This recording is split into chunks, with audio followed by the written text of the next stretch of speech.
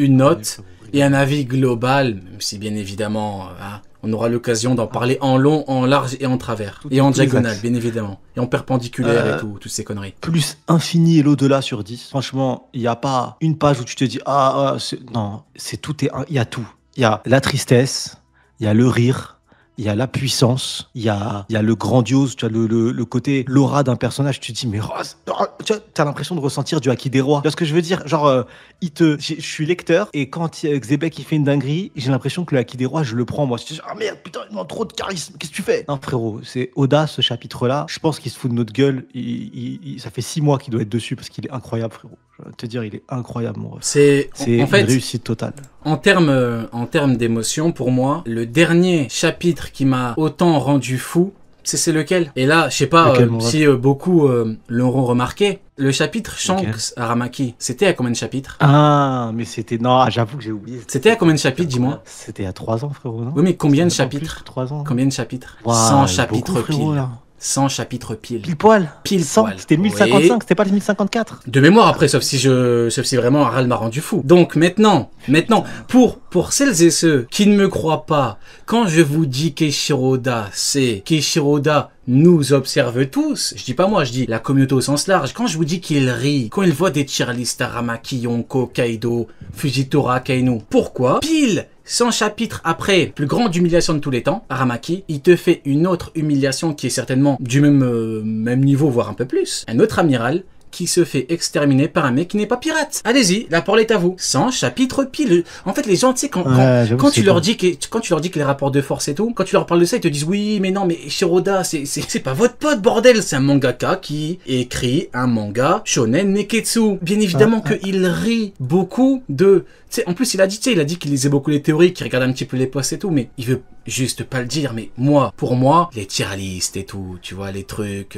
il doit énormément rire. Et comme par hasard, après, c'est peut-être que le hasard, hein, tu me diras, 100 chapitres pile, pourquoi pas, hein, et pourquoi pas. Pendant qu'on y est, un amiral qui se fait humilier. Moi, je vous le dis, c'est pas les du 100 hasard. chapitres, ils sont chiés dessus. Y a pas de hasard, hein. Y a pas de hasard. Contre, ça va crescendo. Il y en a un, il a chopé une paralysie totale. Il était là avec un Haki des rois. 100 chapitres après, il se fait liquider plus tentative de réanimation. Dans 100 chapitres, ça va être quoi, frérot? Dépecé. Moi, je dis, dépecé. Il a été moi, dépecé. je te le dis, hein. Dans 100 chapitres, Akainu, on le retrouve en train dans son propre vomi, en train de agoniser dans son propre vomi, moi je te le dis. Hein. On le retrouve pêcheur à East Blue, frérot. Ah mais moi je te le dis, préparez-vous. Hein. Parce que tu sais, les gens te disent Akainu, GOAT et tout. C'est le mec qui met 10 jours à battre Kuzan, là, oui, c'est lui le GOAT. Hein. C'est leur GOAT. Bah oui, ça doit être ça. Ça doit être ça. Frérot, contre un barbe blanche, en phase terminale d'un cancer, tout, la totale, il était là en sueur, t'es un monstre, il était là. Non, à un moment donné, faut pas mélanger. Et je leur ai dit, vous comprenez pas que Barbe Blanche, c'était le petit de Xebec. Barbe Blanche, vieux, 2 pieds dans la tombe, il arrive, la marine entière se chie dessus. Tu te rends compte ou pas? C'est trop.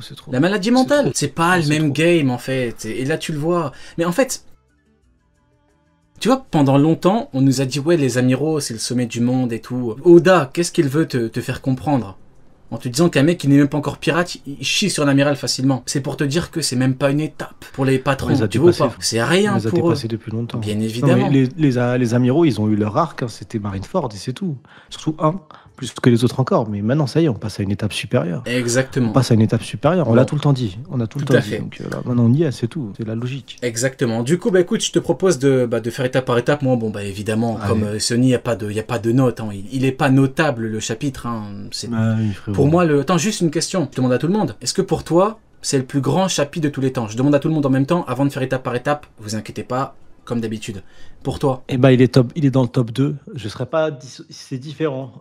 Il riait de Roger. Ce chapitre, il m'a touché toute la nuit, j'étais pas bien. Toute la nuit, le il riait de Roger, c'était incroyable. Mais celui-là, il est incroyable aussi, mais à sa manière. Tu vois, le il riait de Roger, c'était un accomplissement. Tu dis, putain, mais Roger devant One Piece, incroyable. Et celui-là, c'est plus en mode, tu prends une claque. T'as l'impression, comme je t'ai dit tout à l'heure, de ressentir du courant de Haki des rois dans ton corps. Tu vois. Donc pour l'instant, clairement, il y a 2 chapitres qui se distinguent du lot. C'est celui-ci et le il riait. Vraiment, c'est... Parce qu'en fait, ils sortent, tu vois, le il riait, tu t'y attends pas. Tu vois, le il riait, tu t'y attends pas. Parce que je sais que ça va me parler de Marineford, la scène avec Barbe Blanche et tout. Oui, mais tu t'y attends, en fait. Barbe Blanche, tu le vois, il va mourir à la fin. À un moment donné, c'est fini. Tu sais qu'il n'y a pas de champignons, il n'y a pas d'haricots magiques. Tu sais qu'il va calamser. Donc, tu t'attends à cet événement, à ce qu'il soit badass. Là, Rox, on l'attendait pas. Et Rox, quand on a ce chapitre-là, on n'attendait pas à ce chapitre. On s'est pris cette claque monumentale, là, en se disant, oh, oh, oh, que des cris, tu vois. Et pour le il riait, bah, c'est bon rhum de Binks. Il riait, c'est la fin d'un voyage de Roger. C'est l'accomplissement de Roger en tant que roi des pirates. Donc, pour l'instant, pour moi, c'est il riait et le 1155, c'est mes deux tops. Ok, ouais,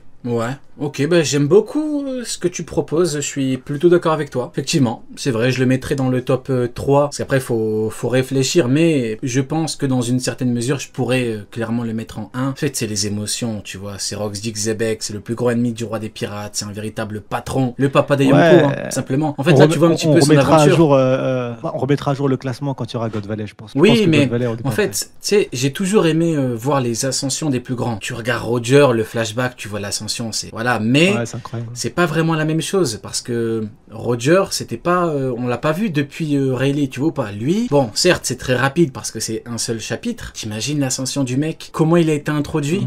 C'est la plus grande intro de tous les temps. J'ai pas vu mieux, tout manga confondu. C'est la plus grande intro de tous les temps. Le mec, c'est incroyable. Le papa. Simplement, c'est un chef, c'est le roi. On reviendra dans les détails. Hein. Bah, de toute façon, le chapitre, ça va clairement être sa vie. Mais c'est tellement incroyable que oui, actuellement, Barbe Noire, il va falloir qu'il nous sorte un de ces trucs. Parce que franchement, passer du papa au fils... Tu sais, faut... Je demande qui? Ah, je crois que t'avais dit qui pour se foutre de sa gueule. Ah non, je demande Barbe qui? Noire, j'ai dit. Barbe Noire, il va faire quoi? J'ai dit, il va falloir qu'il nous sorte quelque chose de bien, parce que passer du papa au fiston, tu sais, d'habitude, tu dis toujours, non, un fils, ça va surpasser. Ah non, frérot, là, t'es pas du niveau, frérot, là, pour l'instant, ton papa, t'es pas du niveau, frérot, là, il va falloir faire quelque chose, là, parce que là, c'est trop. Non, là, c'est beaucoup trop, là. Non, c'est pas le même game, en fait. C'est pas, non. Non, on dit souvent que, tu sais, l'enfant, il doit surpasser le daron et tout, mais au bout des moments, faut savoir doser. Parce qu'il va vraiment falloir qu'il se lève qu'il se lève très tôt pour pouvoir atteindre, tu sais, même en termes d'aura, je parle même pas qu'en termes de puissance, tu vois, mais après, bon, écoute, c'est trop un chef, ce mec, c'est trop, c'est la maladie mentale. Non, moi, je te jure, je suis encore choqué. Ce chapitre me traumatise, je te jure, c'est vrai, je mens pas, je suis traumatisé. L'ascension du GOAT, quoi, c'est un truc de fou furieux. Mais bon, écoute, je te propose de démarrer directement avec, si tu vois le titre du chapitre, l'équipage. Ouais, mais tu sais que tu vas bien manger. Le titre, tu sais que tu vas bien manger, tu vois. Mais c'est, vas-y, j'allais dire une dinguerie tout à l'heure quand tu parlais, mais vas-y, je vais pas me dire, on va parler étape par étape parce que sinon je vais. Ouais, je te comprends. Voir l'équipage de Rox devant Loki, je trouve ça tellement formidable. T'as vu Barbe Blanche qui est à côté. Honnêtement, de toi à moi, je sais pas comment t'expliquer. J'ai trop d'émotions d'un coup là. Je vais retourner mon bureau là. J'en ai plus rien à foutre. Ah, c'est honnêtement, tu sais, quand on dit là, tu ressens vraiment la fin de l'œuvre. Vraiment, quand tu vois Rox, qui est clairement le pirate le plus ouf de l'histoire de la piraterie connue pour nous. On verra dans l'époque du siècle oublié, mais en tout cas, c'est clairement lui. La première fois qu'on nous en parle, ça remonte à tellement longtemps. Et là, le fait de le voir en vrai, comme ça, la folie du personnage, tu sais, vraiment, il me fait penser à Luffy aussi. Il a clairement un côté Luffy. Je te jure, il est complètement fou. Il est porté que par ses envies. Genre, il a envie, il fait. Il n'y a pas de... Et en parallèle, tu as un autre côté Barbe Noire où il va réfléchir à des plans, à des stratagèmes, avec la folie d'un Luffy, avec la cruauté potentiellement d'un Kid. Non, c'est incroyable. Exactement, mais t'as tellement tout dit. Rappelle-toi, que du plaisir. Rappelle-toi de l'autre chapitre quand il a dit, tu vas répondre oui à mes deux questions. Tu te rends compte ou pas? Ah, c'est l'insolence. Mais tu te rends compte de... Mais je m'en fous, c'est oui la réponse. Rien que là, tu vois qu'il dégage un truc particulier. Big sourire, il arrive, te rappelles, il avait découpé la montagne et tout, normal. Hein. Il a dit, tu vas répondre oui à mes deux questions. Rien. Et t'as tout dit. Il veut avoir quelque chose. Si quand il le veut, il y a pas de... Il va même pas commencer à négocier et tout. Mais bon, on parlera après, parce que mine de rien, mais il y a un GOAT. Ouais, il y a un, parce qu'il voulait Harald a dit non, et il a pas... Bon, on parlera après, parce que ça veut quand même dire beaucoup sur Harald. Hein, tu il y a trop de choses. Franchement, il y a trop de dingueries, frérot. Il y a trop de dingueries. On fait l'échange avec Loki au début. Oui. Quand il l'a monté en l'air. Exactement. C'est honnêtement, rien que la première page, ça te met dans le bain. Il dit, même s'il n'est pas là, on devrait pouvoir le contacter. C'est quoi ton nom? Après, il dit, c'est mon... En fait, c'est à la fois triste et beau. Parce qu'il dit, pourquoi je devrais écouter de la Bokombo et tout, mais en gros, mon daron, il va pas venir. Et moi, c'est ça. Et le pire, c'est que plus tard, on va voir qu'il va se tromper. Et c'est pour ça que Rox l'a sauvé, en fait. Il l'a sauvé 2 fois, Rox. Il l'a sauvé 2 fois. Et sur cette partie-là, là, elle est incroyable. Parce que quand il lui met le coup en mode, vas-y, maintenant, tu vas vraiment le faire et qu'il le fait, il lui a prouvé, Rox, qu'en fait, il pouvait être aimé, Loki. Réellement. Tu vois. Et ça, c'était stylé. Ce passage-là, quand il dit, il l'a sauvé, et même il est choqué. Après, Loki, il dit, ouais, putain, il est vraiment venu pour moi. Genre, parce que je suis pas bien. Et il est revenu pour moi. Et c'est pour ça que Loki, en fait, il aime son père. Et c'est pour ça que Rox, il a ce côté Luffy. Franchement, tu vois, c'est pour ça. Il a un côté. C'est un mélange de tellement de personnages qu'on kiffe. Et même la pose. Voilà, si on reste sur cet élément-là, quand on parle de l'escrime de Rox, la pose, j'ai cru, c'est Roger. C'est la pose de Roger, frérot. C'est trop. Ah, c'est trop, frérot. C'est trop. C'est vrai que cette pose-là, elle est incroyable. Avant d'en parler en détail, faut quand même. Ça, je crois que j'ai perdu ma voix là. Ça va être compliqué. La pose qu'il prend, et surtout là, il va falloir qu'on parle d'un sujet avant premier degré. Sa lame, elle est pas noire, elle est blanche. Et clairement, je sais que l'agenda des pro-amiraux, là, il a cramé, il y en a plus. Malheureusement, ils vont devoir, quand ils seront à l'école, ils pourront pas prendre leurs devoirs. C'est impossible, ils vont devoir faire 2 têtes. C'est vrai, hein. Les pro-amiraux, quand ils vont à l'école, là, ceux qui vont à l'école encore, ils ont pas d'agenda. Ils y vont, mais c'est 2 têtes. Ah oui, merde, t'es un gamin, l'exercice, page combien? Les profs, j'ai pas d'agenda pour toi, pas 2 têtes. Mais frérot. Et sa pose, qui me fait penser à Roger, elle est incroyable. Mais c'est surtout que voilà, un mec qui a une puissance et une aura, et que Oda met clairement sur un pied, il le met sur le toit du monde là, clairement actuellement, son épée elle est pas noire. Et c'est déjà un monstre, même s'il est pas à son prime, c'est déjà un monstre en fait. Et ça franchement, encore une fois, hein, c'était pour moi. Et c'est super important d'en parler parce que au-delà, mais je parle même pas de Mihawk. Honnêtement, je parle même pas de Mihawk. Je m'en fous limite de Mihawk. Ouais, je vais en parler. Sur le principe. Je vais en parler. J'essaie. Attends, là je fais juste pour. Là, c'est juste pour faire genre passer le propos. Après on va les chier dessus. Mais mais il y avait un groupe qui se rattachait sur non mais les épées noires c'est la puissance, c'est tout en fait. Plus t'es puissant, plus ton épée t'as la capacité de la faire devenir noire. On n'y est pas. Finalement on a les plus grands de ce monde, on peut les citer. T'as Oden quand même, je pense qu'en termes de escrime c'est quand même plutôt pas mal. T'as Roger, t'as Shanks, t'as Garling qu'on a vu, il me semble même qu'on a vu celle de Shamrock, ils ont pas d'épée noire. Xebec, du coup en l'occurrence, ils ont pas d'épée noire. Ça veut dire que finalement l'épée noire, ce qui est sûr, c'est que ça n'a aucun lien avec la puissance. Un sacrifice, un truc spécifique peut-être, mais aucun lien. Absolument aucun rapport avec la puissance. Et ça donne une réponse. À part si le seul élément qui pourrait les sauver, et encore, parce qu'il a un niveau de puissance extrême, c'est que durant God Valley, on voit que son épée, il l'a rendu noire entre maintenant et God Valley. Mais le problème, c'est que déjà maintenant, il a un niveau de dingue. Il a un niveau de dingue. Tout ça, toute cette plaidoirie là, juste pour cette Ok, bah écoute, très bonne plaidoirie. J'allais d'abord parler de Loki, tu sais, parce que mine de rien, Loki, il vient de sauter de tout en haut. Il est pas mort et pourtant, il se relève, il parle avec Xebec et tout. Mais bon, on peut mettre Loki de côté. On va d'abord parler de Xebec. Tu sais, maintenant que j'ai fait la react et tout, maintenant je me pose tranquillement et puis je peux bien en parler. Très belle plaidoirie par rapport à Mihawk. On va démarrer avec les épées noires. Effectivement, écoute, t'as tout dit, hein. De toute façon, à partir du moment où Roger n'a pas d'épée noire, c'est que forcément, c'est pas en lien avec la puissance globale. Parce qu'en fait, sinon, ça n'aurait tout simplement aucun sens. Hein. Tout simplement, le roi des pirates qui ne rend pas son épée noire, c'est que forcément, c'est pas en lien avec la puissance. Premier élément. Deuxième élément, Zoro a obtenu une épée noire à Thriller Bark. Et moi, c'est ce que je dis très souvent quand on me dit « Ouais, mais Mihawk épée noire, il n'y a que lui et Ryuma. » Alors ok, mais quid de Zoro à Thriller Bark qui a eu une épée noire? Il l'a utilisé pendant longtemps jusqu'à faire du troc avec. Est-ce que Zoro était... Oui, mais il n'a pas rendu son épée noire, Zoro. Bah d'accord, est-ce que Mihawk a rendu son épée noire? Ah, donc tu penses qu'il a rendu noir, ok. Le problème, c'est que sans vouloir te manquer de respect, j'en ai rien à foutre de ce que tu penses. Il a rendu noir, oui ou non? As-tu un élément à m'apporter? Oui ou non? La réponse est non. Donc bon, je pense qu'au niveau des épées noires, c'est pas très important d'en parler. Je pense que tout est dit. Par contre, il y a un mot très intéressant, c'est l'escrime de Rox. Et là, c'est très intéressant. L'escrime de Rox, je cite le narrateur, était semblable à celle d'un marteau géant ou d'un coup de canon qui pouvait tout balayer. Rendez-vous compte que quand on parle de l'escrime de Rox, on nous dit c'est un marteau géant, c'est un coup de canon, ça balaye tout. Savez-vous ce qu'on nous dit de l'escrime de Mihawk? On va faire question pour 1 centime. Savez-vous ce qu'on nous dit de l'escrime de Mihawk? On nous dit que S-Hawk a le même escrime que lui. S-Hawk a le même niveau d'escrime que Mihawk. Donc si vous voulez comparer, il faut, il faut avant tout savoir bien comparer. Donc d'un côté, là on nous dit le mec c'est un coup de marteau, un coup de canon, il balaye tout. D'un côté, un mec qui a l'escrime de SO. Qu'est-ce que vous voulez que je vous dise? Que voulez-vous que je vous dise? Je vais vous faire une fleur. Je vais même pas parler de Vista. Parce qu'en fait le problème c'est que quand je parle de Vista, à peine je prononce le V de Vista, les gens ils commencent déjà à se chier dessus. Déjà. Pourquoi? Parce que quand je parle de Vista, je parle en vivre card. Les gens vont me dire non, pas de vivre card. Je dis ah ok, donc Garp, Acquis des Rois. Il a pas d'Acquis des Rois, Garp ou... Si, c'est dit en vivre... Ah, c'est dit en vivre card, donc on les prend ou on les prend pas? Bon, non mais, au bout d'un moment, on les prend... ou on ne les prend pas, on les prend. Après, voilà. après, pour aller dans leur sens quand même, frérot. Parce que oui, va dans leur sens. Je vais continuer, vous inquiétez pas, je vais pas m'arrêter, j'en ai plus rien à foutre. J'ai plus rien à perdre. Zebek, il est venu. La propagande est allée à son terme. Donc j'ai plus rien à perdre. Je vais aller au bout des choses. Je t'écoute. Pour aller dans leur sens, franchement, moi je le vois trop bien la scène où t'as Vista et Xebec qui s'affrontent en 1v1 et les deux qui se disent ouais. Et Vista qui dit à Xebec, va t'occuper de Xebec. C'est sérieux, frérot.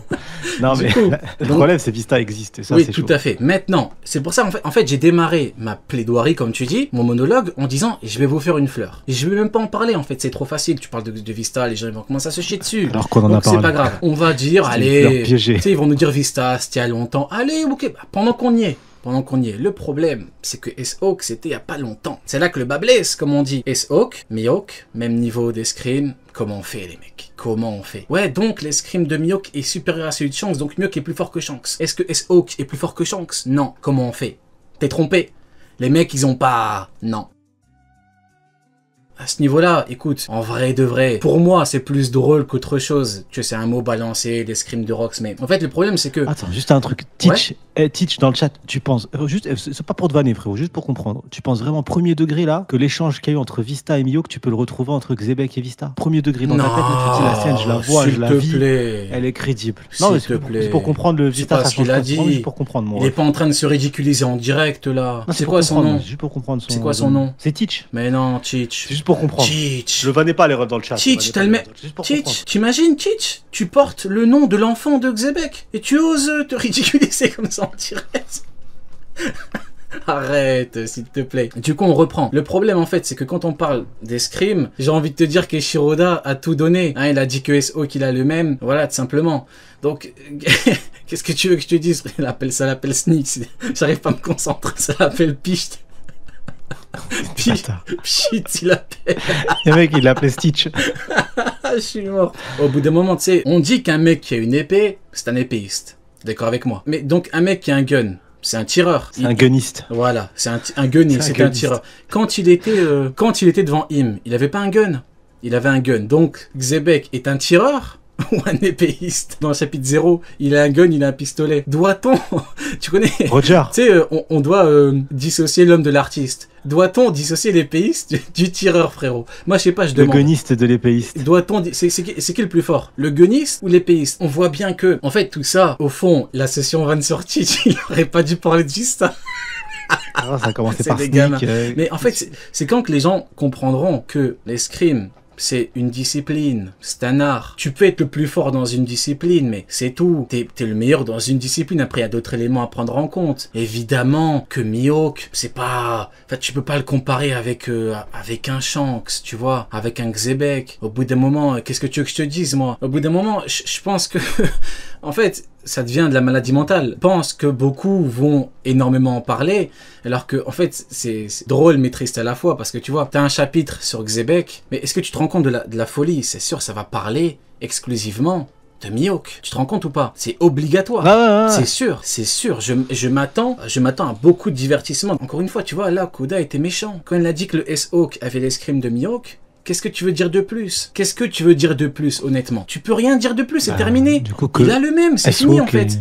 C'est le même niveau à l'escrime, voilà. C'est tout. Donc soit vous acceptez que S-Hawk est plus fort que Shanks, soit vous acceptez que tout ce qui est Acquis des Rois, voilà, ça rentre pas dans cette discipline de con avec Mihawk, les mecs, s'il vous plaît. On parle encore une fois d'un Shichibukai. C'est quoi un Shichibukai? C'est avant tout un mec qui a négocié. Tu te rends compte ou pas? Xebec, il est arrivé devant Im, il a dit je reviendrai. Il a braqué avec un gun.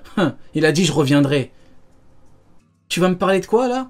D'un mec qui a négocié avec le GM. Et le pire, hein, c'est qu'ils ont tellement peu d'intérêt pour lui, hein, tellement peu, ils l'ont dégagé normal. Ils ont envoyé Tokikake pour l'arrêter. Je dis pas qu'ils ont eu raison ou tort. Hein. Allez-vous plaindre à Kaino, à votre goat. C'est votre goat qui a envoyé des randoms là-bas. Peut-être que pour votre goat, Mihawk, c'est une merde. Hein, allez vous plaindre, il y a le bureau des plaintes qui est ouvert là-bas. Et au bout d'un moment, c'est un random en fait pour les plus grands de ce monde. C'est un random, tu vois ou pas? Bon voilà, écoute, je te propose qu'on passe à un autre sujet que c'est c'est bon, on a traité le sujet. C'est un fan personnage là. Au bout d'un moment, il faut arrêter de prendre les gens pour des cons.